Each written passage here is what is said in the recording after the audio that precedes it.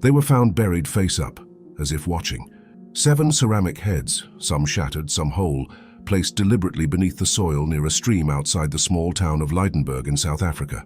Discovered in 1962 by a 12-year-old boy digging in his family's yard, these heads would become one of Southern Africa's oldest known examples of figurative sculpture. But more than 60 years later, no one truly knows who made them, or why. The heads are hollow, made of fine clay, burnished and decorated with patterns that suggest hairlines, beadwork, and deliberate scarification. The largest measures around 22 centimeters, 9 inches high.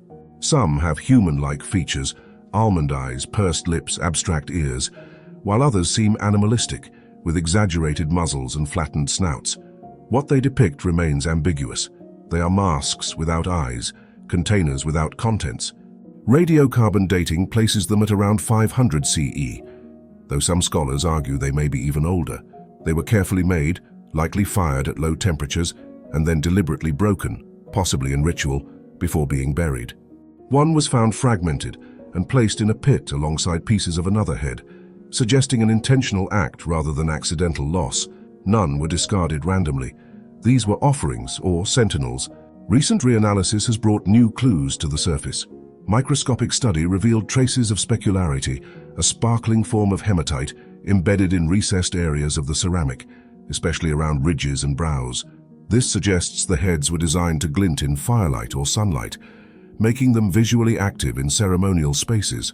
Some of the smaller heads contain perforations near the base, likely used to attach cords or poles, perhaps to carry them, or even wear them as part of a ritual performance. One theory sees them as ancestral masks, used in rites of passage. Their hollow design supports this idea, perhaps meant to be worn briefly during transformation rituals, though their size would better fit children or symbolic figures. Others suggest they served funerary roles, intended to protect or embody the spirits of the dead. The incised patterns mimic traditional scarification, seen in various Southern African cultures, yet no direct cultural continuation has been found.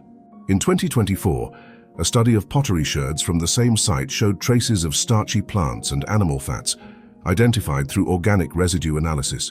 This suggests that domestic life and ritual life overlapped, that these were not purely sacred or purely utilitarian spaces, but blended.